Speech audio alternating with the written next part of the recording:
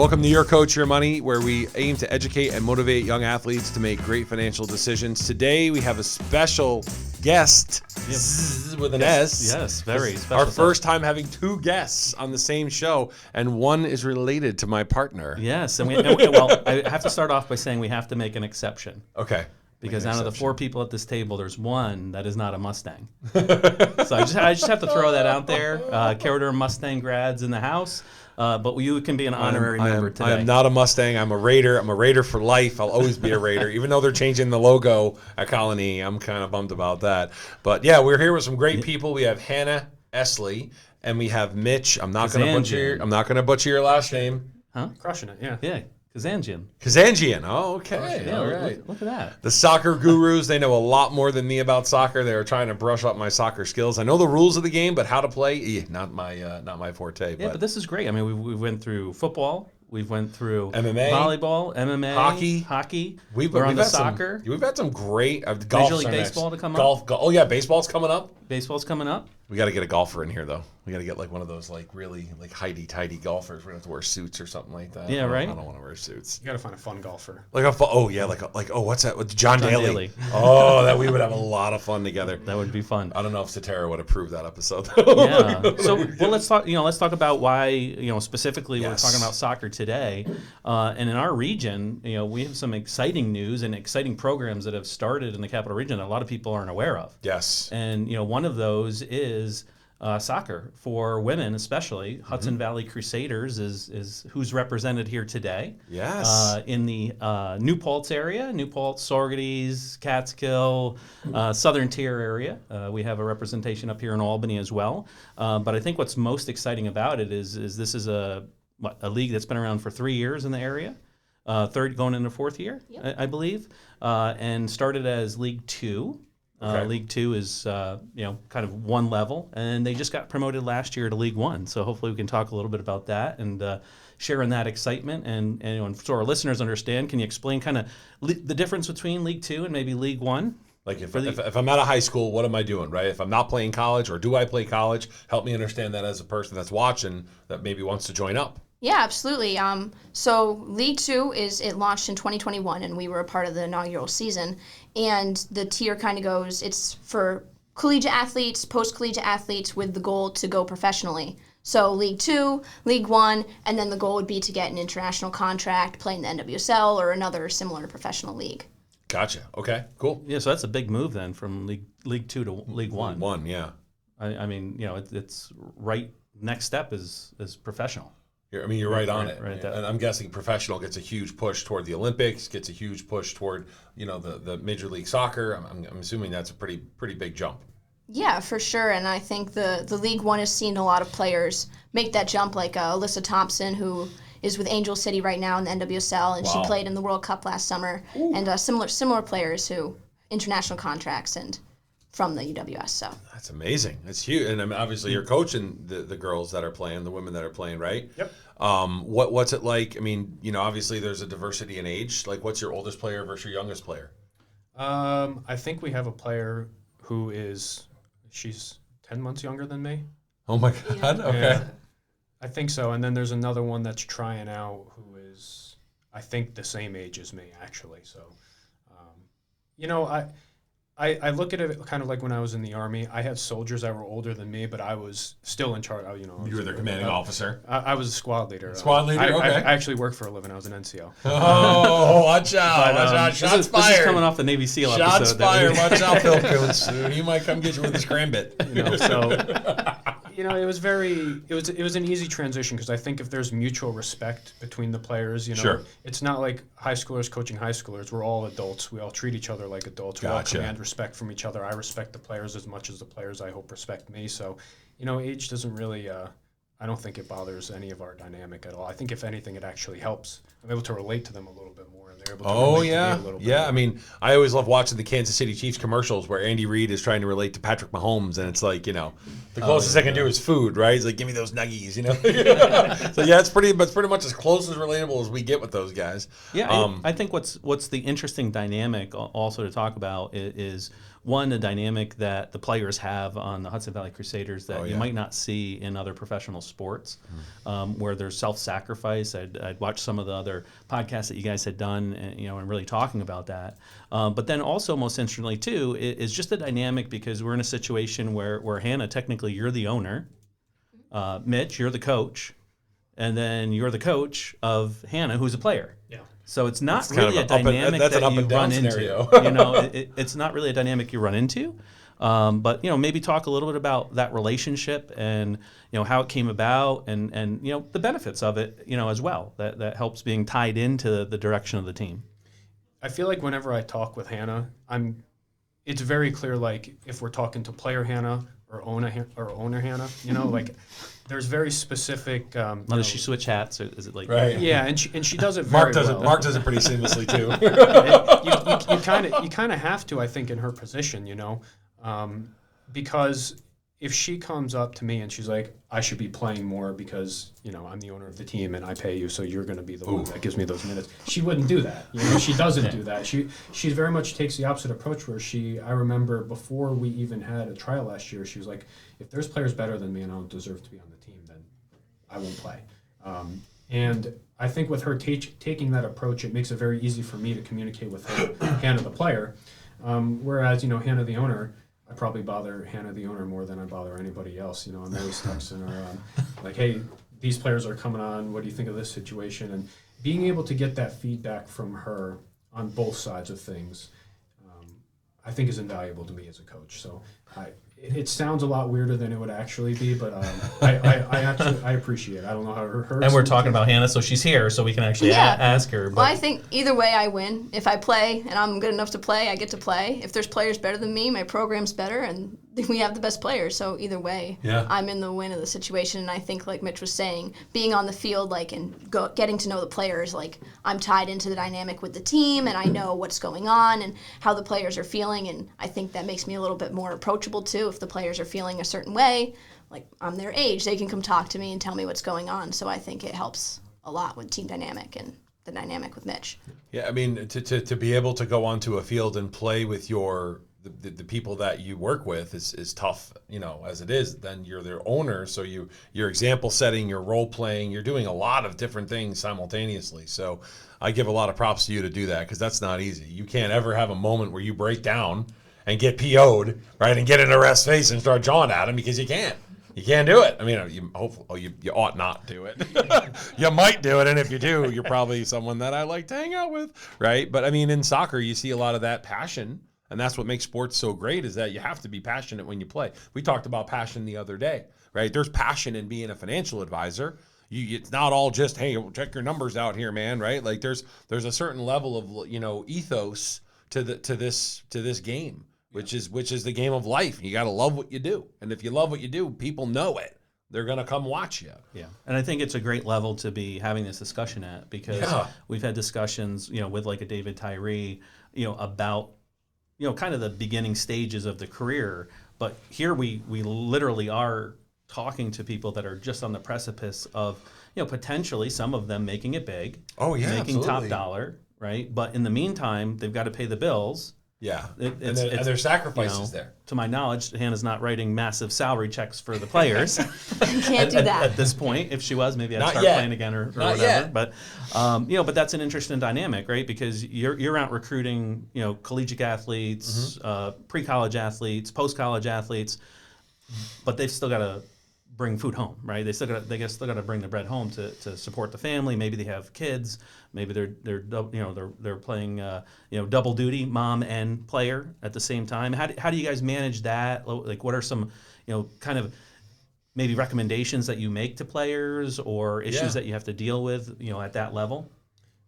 I think during my pre-screening interview process with all the players, I get a feel for who they are as a person, what they do outside of college, and I try and make sure that they're the right personality fit first. But when it comes to the sacrifice they have to make, we have some players that travel an hour and a half away to every single training session, and they're driving. Where some players, it might be a 45-minute drive to a game, they're coming now 2.5 hours away. So the sacrifice that they make, I think recognizing that for them, it goes a long way with the player. It makes them want to show up and play for you, want to make that drive. As for kind of the money-making aspect, we had some players who I'm very understanding if players communicate with me because I understand the situation. They're not being paid to play. They're trying to do a service to themselves, but at the same time, we benefit directly from that. So, if a player has work or if they're let out of work late and they just shoot me a text, I'm very understanding of that because life happens, you know. They still know that they're expected to be there at training, and then that could obviously affect, their role within the team. But at the end of the day, like, I'm a person too, and I understand, like, sometimes things happen, sometimes you can't make it, even if you want to. And I can't hold them to, a fully professional standard because it's not their job to play for us. Right. Or the military standard. Right. The military standard. You're right? showing You up gotta be there, regardless. you got to be ready, right? And, in the military, you obviously have different means of motivation that don't really work with a soccer team. And I think that's okay. I think that's good. I think if I tried to put on, my staff sergeant hat and try and get the players out there, we wouldn't have anybody on the team. Yeah, you might run aground there. We pretty wouldn't quick, have Coach. anybody on the team, though. Hannah, can you explain to me a little bit on how you got to the point you're at, and then how you found Coach Mitch? Like, kind of give me that, like, you're here now, right? Yeah. You've climbed this proverbial mountain, right? How did you get there? Like, tell me the little bit of the process, the backstory. Yeah, so started in 2021 when I was 16, Okay. and not the best season. We had our first season, we didn't win a game, but we had a coach, and then we brought in a new person for the next season, and then just the past season where we won the championship was when we brought in Mitch, and I think, too, like, a lot of time and a lot of investment in this. Like, it's an investment on my part, something I see a lot of potential in and is already starting to pay off, which is rewarding. So investing my time in that and just hoping it. So how old are you right now? I'm 19. All right, so we have a 19-year-old business owner, which is awesome. But talk to me about the championship season. How many wins? How much dedication? How much travel? How much time? I want to put a real value to how hard this was. Yeah, for sure. So we won 5 games, we tied 1, and we lost 1. Okay. All our And you started not winning a game first season. First season we didn't win a There we game. go. Second This season is we filling my won 2 or backstory. 3. Okay. And then this past season we went 5-1-1. And we had 1 game in Albany and then the rest in New Jersey, which for some people was about an hour and a half, and then as Mitch was saying, some people were driving 2.5, 3 hours to the game. So Gotcha. It just varies from player to player, the travel. We would practice 2 nights a week. I think a lot of players put in the work before the season, and Yeah. And what's the name of the league? So that when people start the to Northeast Conference. Oh, okay. So the Northeast Conference, last year you guys were conference champions, Of United Women's Soccer. Yes, League 2. traveling all over the place, and you Yeah. have a couple people that have aspired up to the next level, which you mentioned was League 1. right. And who was that? Who aspired up? There was a person that. We have a few players going up. I believe Sydney, our forward, she was Offensive Player of the Year. Oh my She's God. going to go up for us. Who else? We got Joe Source. She's one of the best players in Marywood College history. Just broke all types of records down there for assists. She's, I think, close to goals too. Yeah. But we have her. She's moving up. We did have Maggie, but she tore her ACL, so it's tough out there for her. But She can hook up with Victoria, our last guest, who does posterior ACL rehabilitation training. So we can connect her. That's a big point of emphasis that I have this season. I've been working with some athletic trainers trying to figure out, because ACL injuries in women's soccer is huge, and we had two of our players in their college season tear there. So, And usually it's because of the posterior chain that we break down in the ACL injuries with women in sports, and that's one thing I've been researching. I know a lot about. I love strength training. Obviously, I'm not a small human, but but yeah, posterior chain exercises are phenomenal in helping prevent some of those injuries. Yep. Yeah, it's huge. big on mobility, but I think those are there might be a couple other players we're talking to and they're considering it, but I would say for the most part it's going to be a new team with new players. I got a long list of players that I've been talking to and kind of gauge who's going to be the best fit, personality-wise, talent-wise, position-wise. And we'll have a better idea of what the League One team is going to look like here in the next month and a half. So League One, and I'm not a soccer guy, so I don't know. So you guys are League Two, right? Yes. And then people go up to League One. Do you have a team on League One that you own as well? Yes, that's what Here we're we getting are. promoted Now to. we're So unfolding. next Okay. summer, we'll be fielding 2 teams, League 2 and League 1. And they're both going to be your team? Yes, Okay, both perfect. Hudson Valley Crusaders. I love it. Now I'm putting the pieces together because I'm not a soccer brain. In football, it's you got the East Division, you got the West Division, and those are your divisions, right? Okay, so you have teams almost like a feeder system. Yes, yeah. Now that are going to go up the ladder into League One. Perfect. Okay, that's really great. Pathway to pro. Okay. Now, how much do you reach out to maybe, I know in Greene County specifically, but even, Ulster, Columbia, there's a lot of youth programs. How much do you reach out to that? What are maybe some programs that you're looking at to, kind of Community stuff. Bring that level up as well and maybe be a feeder pool for you into League Two? Yeah, one thing that I've been looking to do recently, last year and now, we're trying to connect with some of the smaller youth programs in the area. So New Paltz Soccer Club is one. We've kind of went in, done training. The girls they're younger and they want to come do walkouts at the game, come to the game. And Beekman Soccer Club was one we've reached out to, East Fishkill. So some of the smaller, more town programs, we're starting to make connections and kind of provide those players that aspiration that they can be there one day and they can work their way up. And I think it's nice to reach out to them too because they have that community feel, the small town that we're kind of trying to emulate in our program. So either they're done with high school and they want to keep playing, or they're done with college and they want to keep playing. There's opportunities there, which is phenomenal because I feel like when you have opportunities, most of the time the only reason the opportunity isn't met is people don't know about it. Yeah, Right? exactly. They have no idea it exists. Well, I think what was amazing, you went from no wins to winning the league championship. But I think what was even more impressive was the scoring for and against ratio that you had, which was 24-2.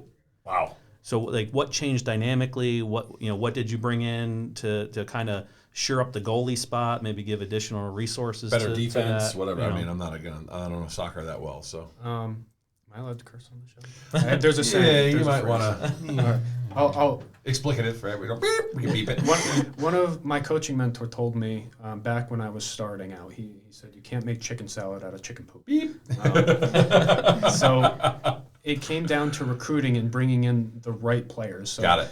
Before I started to look towards new signings when I first came on, I went through the list of players that were going or wanted to return with Hannah. I reached out to a couple of the players, like the captains from the previous year, and I was like, where do we need to get better? I already had an idea just from watching some of the games, like we need to improve the defense and we need to score more goals. I think the season prior they only 6 goals, right? Yeah, 6 or 7 around there. It was like Total, 6 or 7. Mm-hmm. So we need to score more and we need to concede less, obviously. Yeah. That's any sport. But I ended up bringing, I don't remember how many players we brought back. Was it 9? Yeah, Or a I little think so. How many total players on the team? 17, 18? We had about 24, 23, Oh, wow. 24. Okay, that's a big squad. Yeah. Okay.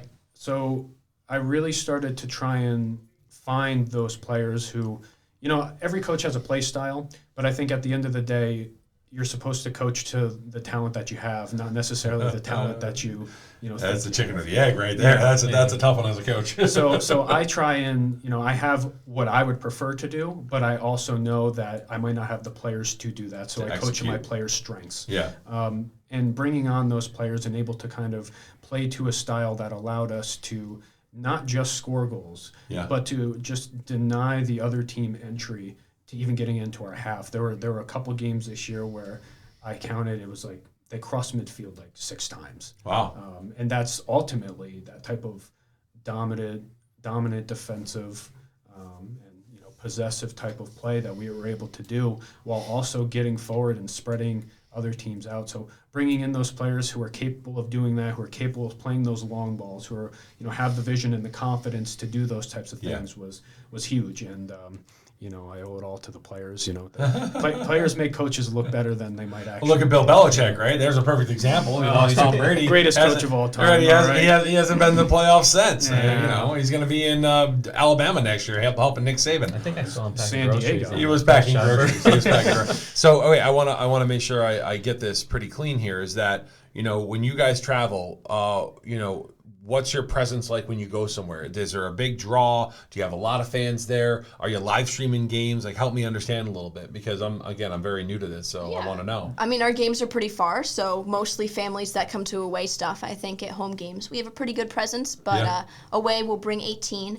That's the max roster we can bring, and whoever travels. But if we live stream all our home games, and then next summer we're going to be broadcasting on television on local channel 23. So we're going to broadcast the League 2, and it'll be a doubleheader, League 2, League 1. So hopefully that can engage the community a little more and get new Paltz out. Or that's watching always the online. hardest thing, right? Is to get viewership, get sponsorship, right? Get people in the door to say, "Hey, wow, what is really happening here that makes this story so great?" Which I think Mark alluded to, that community piece, right? Like, reaching back into the community, offering clinics. I feel like that's a huge part. We have a lot of our developing database, that, our client base is Kingston and South. Yep. So if people want to come out and view the games, where they find you? I think you're at SUNY New Paltz, right? Yes. Somewhere there. And their schedule, best website, contact information. Yeah, so everything will be, the schedule's not out yet, but it will be at HudsonValleyCrusaders.com. We'll have the schedule up there. We'll have links to the live stream, and my email, my contact information's on there, so if anybody wants to reach out to me. So Awesome. Yeah, I mean, I know there's a lot of local players that I've coached in the past that probably are dying for opportunities to play, and I would not dare say recreationally, but semi-professionally. Is that how we would define the league? I don't know. I mean, is it professional? Is it semi-professional? Yeah. Like, how would I, if someone came up to me and said, "Hey, Matt, I'm looking to play soccer and I'm looking to have fun," how do I define it? This is where I need help. we can't say semi-professional So just amateur. because of professional amateur, just because of eligibility with the Perfect. NCAA. There we go. That's what I needed to know. Sometimes phrasing is critical. Yes. Especially in finance. Especially in finance. NCAA likes to do NCAA stuff. So it's not recreational, right? It's professional amateur. Yes. Competitive soccer for adults. Okay. There's players that go up Put and it they to get the brain. drafted, so it's a whole. So I could join this league as a non-college athlete, and I could potentially play professional MLS. Absolutely. Yeah. Got it. That's really cool. NWSL. NWSL. But NWSL, sorry. same thing. So switching hats a little bit on the owner's stance. Yeah. Where do you see building out Hudson Valley Crusaders as a corporation, or as a company as a whole? What's the intent? Is it more staff? Is it more teams? A bus, Is a it bus to travel on, right? I'm thinking immediately, like, what kind of bus do you guys have? Let's talk about. Well, I don't think she can fit the whole team in her car. But Mark has this really cool idea to get us like this giant, what's it called again? Like, it's like a giant bulletproof van. A Resvani, right? I'm like, yes, I can't wait to get this thing. It's going to be so cool, right? So that's immediately my thought. I'm like, all right, does Hannah travel on a bus with her team? But then it's like you're telling me everyone drives. Like, that's a great question, Mark. Yeah, well, I guess to your question, I think the Esslies, I think we're big dreamers. I like to kind of dream, but we're expanding a lot this year. I mean, bringing Mitch on. Mitch does this pretty consistently throughout the year. We're bringing on another assistant coach, a goalkeeper coach, Mitch's friend Zach, who's the assistant at Marist right now. So staff, we've been growing, and then last year we just stepped into like the youth scene, doing summer camps and stuff like that, and a lot of our players have the opportunity to coach there. So that was a big way we've expanded. We offer them kind of around Greene County right now, but looking to expand more down New Paltz, Ulster County, Dutchess County for those, and then in the future maybe looking to do a youth program just to develop and to launch into the UWS teams we have.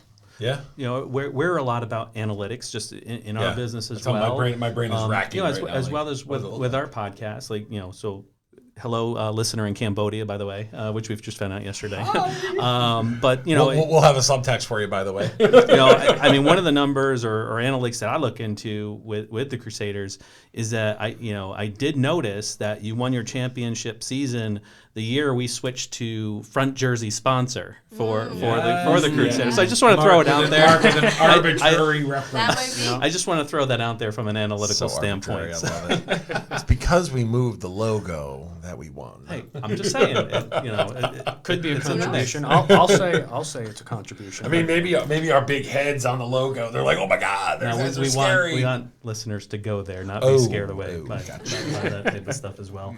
I think one thing maybe to touch on a little bit, as well is just this emphasis of building up women's sports. It's a very common trend especially now the narrative and what have you. But as a breeding ground for professional athletes and athletes, the Hudson Valley, I think, is unique, right? Because there's not a lot of opportunity. Look what happens with women wrestling, right? There's now full-on women's wrestling, and soon there's going to be varsity women's flag football, right? It's awesome that we're empowering women's sports. Yeah. What are you guys finding as far as the resource pool, the recruiting pool for the Hudson Valley, in general? Because I can't think of many other women's sports that are local that draw athletes. I would say there is a lot more talent in the Hudson Valley than maybe people have previously given credit for. A lot of having before I was with the Crusaders, I did a lot of scouting and recruiting, as my job, and there is a lot of emphasis on California, on Texas.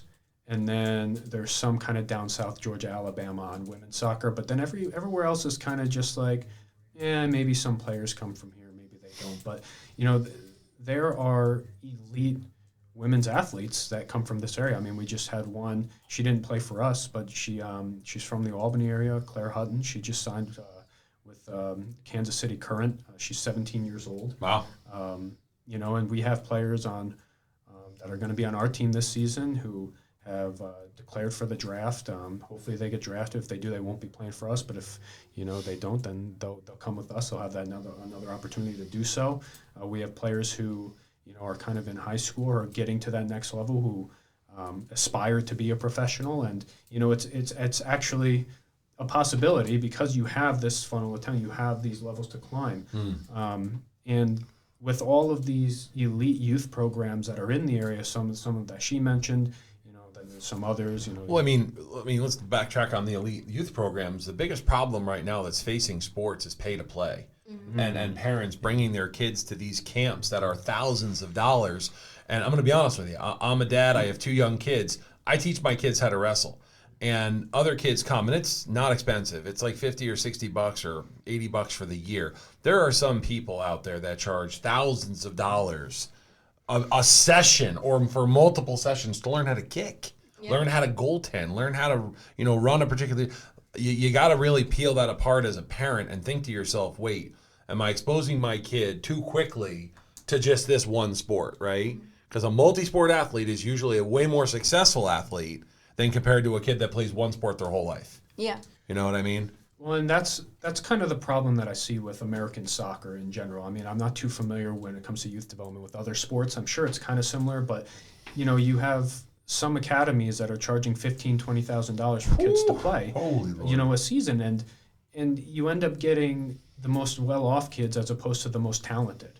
Oh my God, absolutely. And you see like why isn't the men's soccer team, and the men's national team competing with all the other men's national teams, and that's because we're getting. Don't get me wrong. There's some elite athletes on there. I'm not trying to take anything away from them. No. But you're stating an accurate fact, right? If it's $30,000 a season to play, right? If I'm an impoverished kid, I can't pay for that. Exactly. I can't afford that ticket. Yep. You know what I mean? And as opposed to, it's a serious problem. Yeah, and these other countries, they have these clubs will have these youth academies where it's free to play for, and the incentive is you're coming from poverty or you're coming from a place where you don't know you're going to get your next meal. So if you make this. It changes your life. You're getting fed. Your life's getting changed. You have a chance to go on and make a ton of money and reinvest in your program. So the passion, the energy, you're getting the best players regardless of their financial situation. Yeah. And I think Hannah is doing a good job of trying to change that culture here. And I see a couple other clubs around the country starting to convert to that because, really. Well, that's why the first thing I asked you was, what's your youth connection? Yeah. Because the youth connection will feed your program. Exactly. And then when you do sign players to the next level, my thought immediately as an owner is I want to lock those players in for an appearance. I want to get them to come back and inspire that next generation of kid because that's what does it. That's what kids want. They want to see the hero. No offense to you, Mitch. I mean, you're a good-looking guy, but they want to see the person that got signed. No, absolutely, and that's just it. Setting that example and showing that you don't need to pay to play at the highest of levels before you get to professional soccer. You can still go on play elite competitive soccer and not have to pay thousands of dollars to do it. Well, we're anxious and excited to see what you do in League One this year. I'm excited. And, you get the sponsor too, right? Yeah. And why don't you tell your listeners, our listeners, where we can find you, where they can, contact you? If, maybe they have a niece, a nephew, not a nephew, but a niece that wants to play, or maybe a daughter, they're a local business owner in that area. Business owner and they want to support. sponsor, right? They want to sponsor you guys. Yeah, absolutely. So our website, as I mentioned, is HudsonValleyCrusaders.com. Our Instagram is HV Crusaders. Facebook is the same.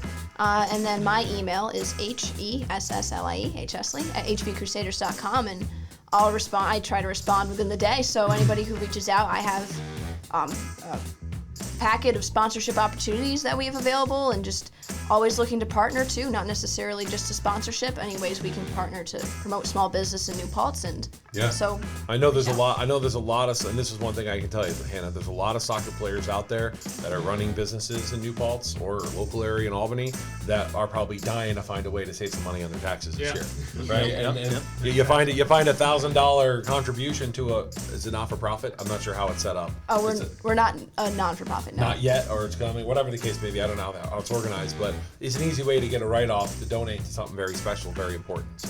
Yeah. And you can find us at the Esslie Group at yourtimeyourmoney.net for your net worth, 43 British American Boulevard in Latham, New York, 844-444-YTYM. And as always, it's your coach and your money.